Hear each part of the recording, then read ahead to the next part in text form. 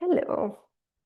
I'm going to share my journey as an experimental researcher from a copy-paste chaos to using R for data analysis and creating reproducible analysis workflows. I am a postdoctoral research fellow at the Chinese University of Hong Kong, and most of my data is derived from manual experiments.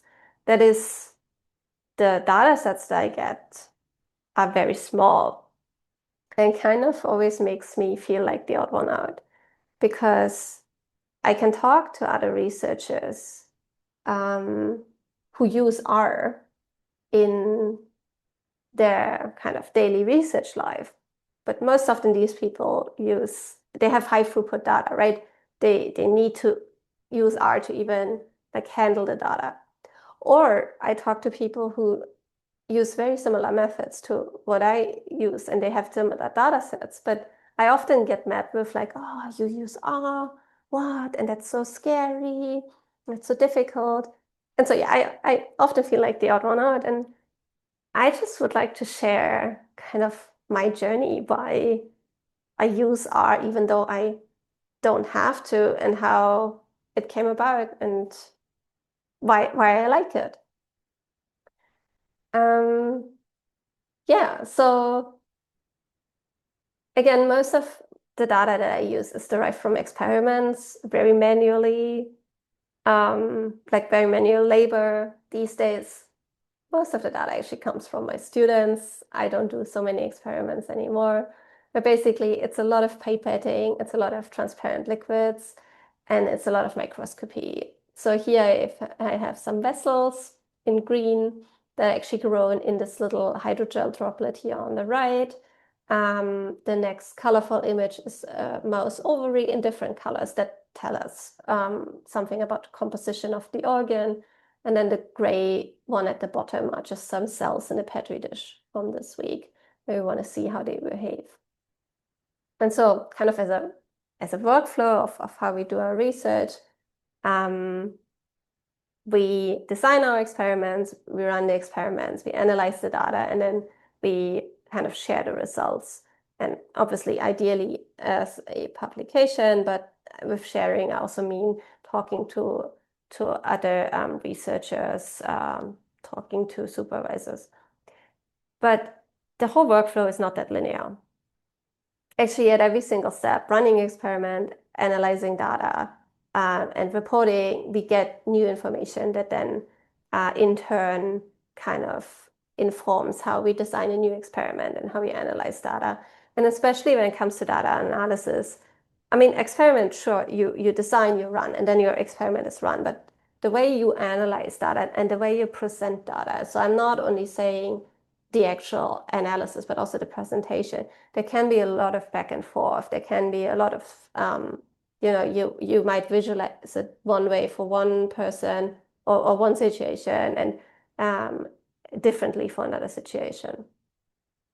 So it's not, I just want to point out this workflow is not so linear.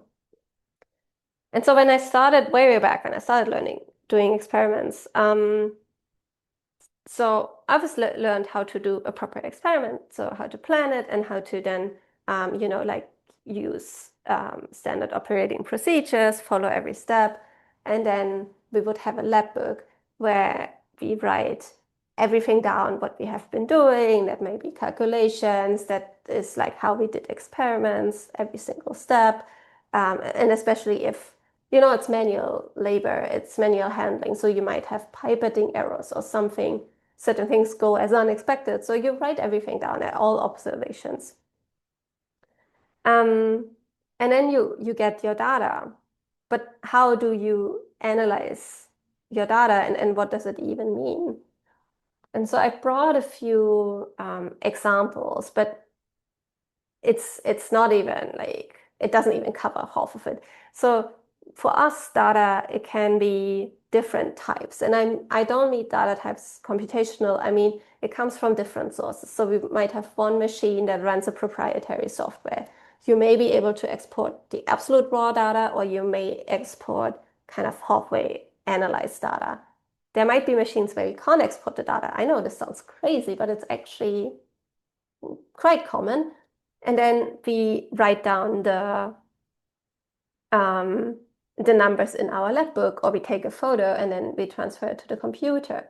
We might get it in weird formats, like, so we use what we call well plates. It's basically a plastic dish, and then it has, like in that case, 96 indentations or 96 holes, and then we get one reading for each well, and then we get it in this like matrix of 12 columns, 8 rows. So we might get this as an output. We might have images, and then we do image quantification, and then we get the numerical output. And so the way I started and the way I kind of was taught a little bit, or was like kind of thrown into the cold water, was you just copy these values into Excel. And then you may do some annotation. So you may write which group it is, and then you can use colors or strike through or whatever. But the thing is, I don't know, 2 years down the line, I don't know what red means. Why is this red? Why is it green? Why is there an NA, and why is this actually an empty sheet? Why is this? I mean, okay, this is a strike through, this value is not used, but why was it not used? It never says why this value was excluded, right? Why is this red? Why is this green? But this is how kind of most people did it, and I think also still do it, and this is how I learned it, and this is how I did it. I copy-pasted into Excel. I did my analysis, like I did an average, I did a standard deviation, and then the next step was to again copy-paste it into a different program to do graphs and to potentially do some statistical testing. And so the two most common ones that I saw in different labs that I joined was either Origin or GraphPad Prism. And so now looking at, I want to choose a tool for my data analysis. What do I need? Or what does the tool need to be? And of course, I need to wrangle quite messy data. So I have different input formats. I have different data types, again, not computational, more from like which source they come from. I want to tidy and organize, obviously, for each experiment, but then I also need to combine experimental sets. I might need to combine certain subsets, and then what now is even more important, I need to organize them across projects, and I might have projects that are like on the way to being published, and then the organization is different than a project where I have only preliminary data, and I'm more in the phase of developing this project and figuring out where it goes next. Obviously, for this, I also want to do statistics, I want to do visualization, and that is both for me to make decisions how to proceed, but also to talk to other people, talk to someone who knows this particular method well, and I might present data to them differently than someone I presented to as part of a collaboration or in a conference presentation or even in a publication. And then back then, especially, what was really important for me was that the tool or the tools that I use work on multiple computers, because, well, there would be maybe a lab computer running Windows. If I join a different lab, and it's a student usually join different labs, there might be Mac OS. A lot of times I had to bring my own computer. My own computer runs Kubuntu, so I need a tool that works on multiple computers. And not only that, the other really important thing, and the other kind of, maybe that was like a key point for me, was I joined different labs. I worked in labs across Europe, the US, I did my PhD in Australia, now I'm in Hong Kong, I was in Singapore before. So I have joined so many different labs, and each and every single lab has a different infrastructure when it comes to computational stuff. So I might have a license for one software package in one lab, but then I join the next lab and I cannot use the skills anymore because they are not transferable, because they don't have the same license. And that was kind of a key point for me as a student. Like, I would join a different lab, I have to relearn how to use the software over and over again. And this was also around the same time, like in 2012, when, as part of my master's, I took a course in R, and R kind of met all of these requirements. And luckily, I was also not put off by the rather steep learning curve. And so this is how I started using R. And then now over time, and again, like different labs, different projects, different research, I have used it more and more, and I've kind of developed my little like work setup with R. So pretty much everything works in RStudio. It's my workhorse. I use R scripts to tidy data. So these are scripts that I usually only run once per data set. So when I read in like the raw data, then I annotate which groups is it, which samples is it, also if I have any exclusions. And then I use RMarkdown and R notebooks for simple reports because I can just combine code, graphs, and text. I can always reopen them. I can always refer back to them. But I've been moving away a little bit since I got to know about Quarto, which makes kind of, like for me, a little bit prettier reports. It's a lot more powerful. I could do a lot more with it, but I probably don't even use it to the fullest extent. But I've kind of used Quarto more than RMarkdown recently. And so packages, I'm not going to go through all the packages, just the most important ones, the most common ones that I use is readxl for reading data, especially if it comes from like, sometimes we can only export XLS or Excel files. Then the tidyverse for data wrangling and analyzing. That also includes, of course, ggplot2 for visualization. And then for like tidy stats, I like the Broom package. There are lots of other packages. Again, it's just a few of them. And so from my workflow, like how I do it. So for each and every project, everything again lives within like my R project folder. And so I have the raw data lives in there. So now not all raw data may live in there because raw data is on the shared research drive or whatever, but at least it will have a README or a symlink or whatever to know where to find it. It has tidy data and it has kind of analysis scripts. And then each and every single one also has Markdown or notebooks or whatever I use to basically have notes about the data analysis workflow.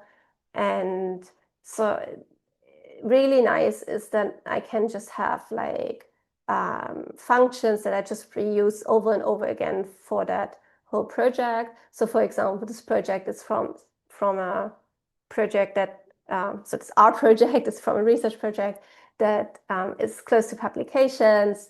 And so I made sure that like the graphs have all the same color scheme and that they are kind of all the same. So it's just an extract. And then I can also link. So again, we work a lot with microscopy, and then I make like galleries as HTMLs, and I can actually link to them. And also when I do the image analysis, even though I might not run it, but I can put like all the image analysis kind of settings in there so that I have everything in one place.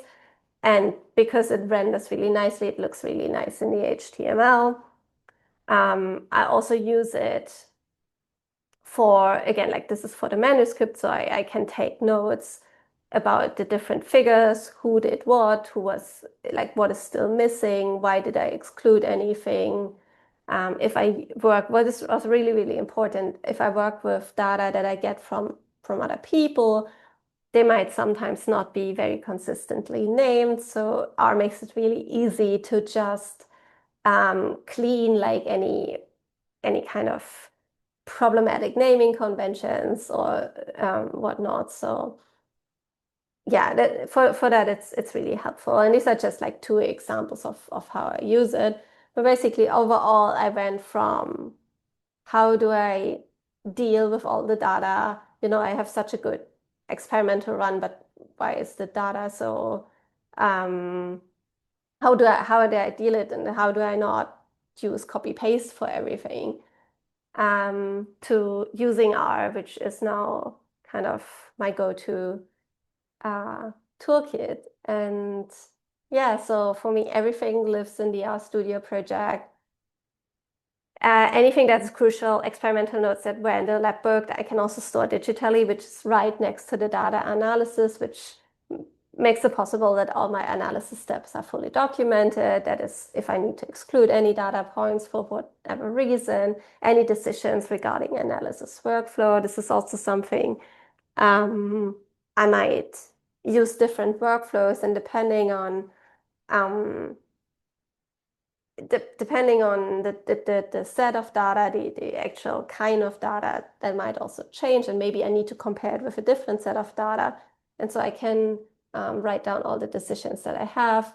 I can have consistent graphs, especially for then publications, which is really, really nice. And overall, I get like informative and visually appealing results. I can really tailor them to my audience. So is it just for me that I just need to know what I did? Is it for someone who I want to talk about in depth of the method? Is it for someone I want to talk about the science with? So that's really, really helpful. And there are other reasons why I love R. And it's kind of, yeah, it just came along with it. And of course, like the reproducibility and everything is really, really important. But using R made me learn about data. It made me understand data. It made me understand data analysis and visualization. And I'm not sure if I had followed oh, you click there and you select this, if I would have gotten the same knowledge. I think, and that is really, really important, because we get taught all the science, we get taught all the experiments, but the data analysis in a lot of times is lacking. And I was back then when I started, and I see it with my students now as well. It obviously made me document and reproduce my workflows, which is really great. And then for me now, it also made me better at teaching others, because I am very like visual. So whenever people have meetings with me, I draw a lot of stuff. And then having R is just another way of visualizing, and it really helps me to bring points across. And last but not least, I said, I work with like this or very small data sets. I actually learned how to analyze high throughput data. So I did a little bit of sequencing data analysis, and I think knowing how to work with RStudio made this really not easy. I mean, it's learning, it's still learning a new skill, but I was like, yeah, sure, I can learn it. Like I already know how to work in RStudio. So it's just like one more level, and it's not I have to handle high throughput data and have to learn a new toolkit. So that was really cool for me personally, and that's a lot of fun. I'm just going to spend 2 minutes talking about more tools in and outside R, and it's a bit of shameless self-promotion. So, of course, there's Git and GitHub for version control. It's just really important. And there are the GitHub pages, which we can use for sharing workflows. And I've started from my lab wiki that I made for my own students, kind of slowly progressing and pushing it to the GitHub pages. It is very much work in progress. Okay, I wish I could spend more time on it, but at the moment it's not really possible.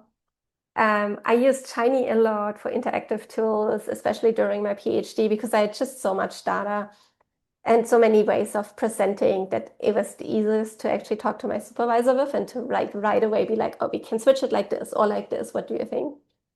Image analysis, because we do a lot of microscopy. Fiji and QPath are kind of my go-to platforms, toolkits.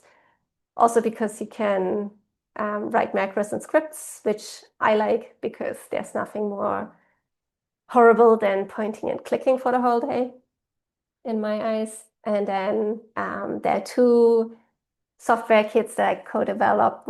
Both are for quantification. One is for protein microarrays. The other one is for confocal images and networks. So fibrous networks and confocal images. And yeah, so the links are in the slides. And with that, I would like to thank you for your attention. I really, really appreciate the R community. I attended USR in Brisbane quite a few years ago. And just as an attendee, and again, like I always feel like the odd one out, and everyone made me so welcome. And a special shout out to the R ladies in Brisbane who just took me in, and I really miss you guys. And then, of course, shout out to Beatrice, who made this beautiful Our Ladies theme for Quarto. And this was my first presentation with Quarto. And yeah, with this, I thank you. I don't really use that much social media anymore, but you can probably just find me on GitHub or ResearchGate. Yeah, thank you.